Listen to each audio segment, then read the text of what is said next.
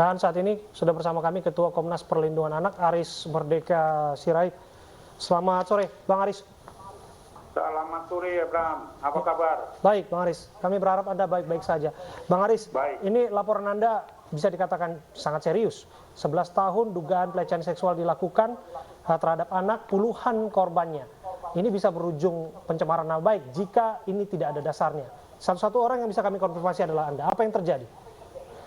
Iya, jadi tentu Komnas Perlindungan Anak kan selalu tidak mengeluarkan statement, pengaduan dan sebagainya kalau data tidak terkonfirmasi. Jadi karena data ini terkonfirmasi dan saya tentu sangat terkejut apa yang terjadi di sekolah ini yang diceritakan oleh saksi korban yang begitu sangat detail dan terkonfirmasi datanya, sehingga saya meluap-luap rasa penegakan hukum terhadap korban karena saya tahu, saya pernah berkenalan dan pernah datang ke tempat itu di tahun 2010-2011 bahwa saya dipromosikan dan diperkenalkan sekolah ini sangat luar biasa karena mengumpulkan dari berbagai daerah anak-anak yang berprestasi tapi dia tidak punya kemampuan ekonomi, ditampung di sana secara gratis dan konsepnya sangat luar biasa. Tetapi 2 minggu yang lalu anak-anak atau korban yang pernah mengalami kekerasan seksual itu sejak tahun 2000, ada yang 2007, ada yang 2009, tetapi yang terkonfirmasi adalah di 2009. Bagaimana begitu marahnya saya mendengar dan mendapatkan informasi dan testimoni dari korban yang ternyata di luar dugaan saya ini terjadi. Bang Aris, itu membuat agar lebih spesifik, dan datanya terkonfirmasi. Siapa terduga pelaku yang dimaksud oleh para korban?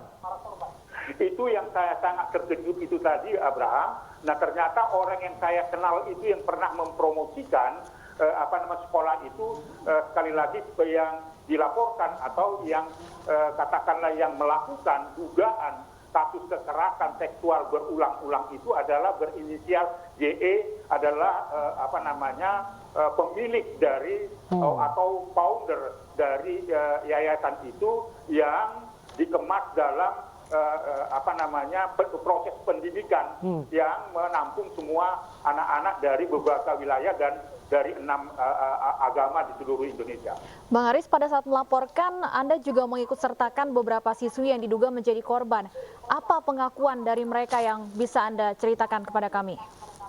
Nah, dalam cerita itu, dalam data itu yang saya kumpulkan, baik itu dalam bentuk testimoni dan data-data yang lain, tentunya saya hanya serahkan itu di pihak kepolisian kemarin, karena saya yakin betul data itu bahwa telah terjadi kejahatan seksual di lingkungan sekolah itu. Jadi dari 15, 3 diantaranya itu yang saya bawa ke Polda Jatim. 3 ini punya pengalaman pahit bahwa kejahatan seksual itu terjadi di lingkungan sekolah, ya, baik itu di dalam indoor maupun outdoor. Itu terjadi bahkan sampai ke luar negeri, dan itu dilakukan penetrasi dalam data itu dan testimoni itu sampai pada upaya-upaya yang sifatnya seksual menyimpang dan seterusnya. Ini kejadian sudah lama, 11 tahun yang lalu. Butuh bukti pendukung yang begitu kuat selain testimoni yang sudah dilaporkan. Barangkali bisa dibuka sedikit, bukti apa yang dibawa kepada petugas kepolisian? Yang ada tiga persoalan yang dialami oleh 15 dari 3 korban itu yang diceritakan kepada Komnas selain testimoni, tapi bukti-bukti terjadi kejahatan seksual itu di beberapa tempat dan bisa menunjukkan tempat dan seterusnya. Lalu eksploitasi ekonomi, dipekerjakan lebih dari jam-jam kerja dan diupah tidak sesuai dengan ketentuan pemerintah dan mengabaikan proses belajar, artinya lebih menekankan pada pekerjaan-pekerjaan di tempat itu, baik itu di kampung kids, baik itu di outbound, baik itu di restoran dan sebagainya. Tetapi ada juga yang kekerasan sifatnya fisik, ya, kekerasan penampar dan sebagainya. Kejadiannya itu yang terlaporkan itu di 2009 sampai ada di akhir 2020 juga ada bukti-bukti itu. Tentunya Abraham, saya tidak mengeluarkan data-data itu karena itu adalah data yang ingin saya sampaikan kepada Polda Jatim supaya itu tidak menjadi fitnah tetapi itu menjadi fakta. Karena ini keterkejutan saya yang saya tidak duga bahwa itu terjadi di sekolah yang favorit di Kota Batu. Ini kan mencemarkan Kota Batu dan Jawa Timur dan sebagainya. Jadi artinya Abraham, saya itu data-datanya terkonfirmasi. Tentu saya tidak layak untuk menyampaikan ini lewat siaran ini. Bang Aris, bagaimana awalnya mengetahui bahwa kasus ini sudah terjadi selama 11 tahun lamanya? Apakah ada korban-korban lama yang mungkin bahkan sekarang sudah lulus yang kemudian juga membagikan kisah yang sama?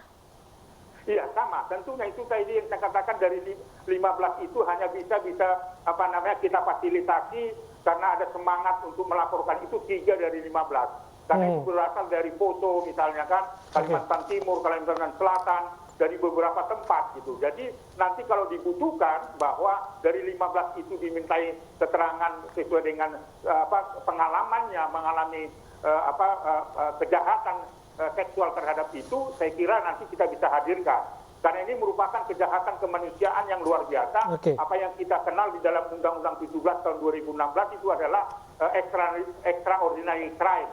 Kalau itu dibuktikan bisa berulang-ulang karena saksi korban itu menceritakan dan data terkonfirmasi ada yang mengalami lebih dari 15 kali kejahatan seksual dalam berbagai bentuk yang menurut saya juga nggak bisa ceritakan di tempat ini, tetapi terjadi di lingkungan sekolah, bahkan di tempat-tempat yang privat sekalipun, bahkan sampai ketika mereka mendapatkan reward ke luar negeri dan sebagainya. Itu data yang terus saya konfirmasi sebelum ini kita rilis, sebelum kita laporkan ke Polda Jatim.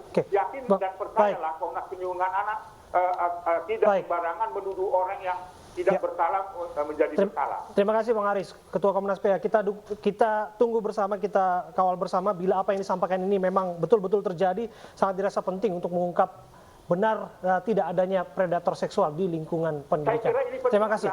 Terima kasih. Ini merupakan tindak pidana luar biasa dan harus diselesaikan luar biasa dan ancamannya juga maksimal seumur hidup. Kita kawal bersama. Terima kasih Bang Aris. Merdeka Sirait.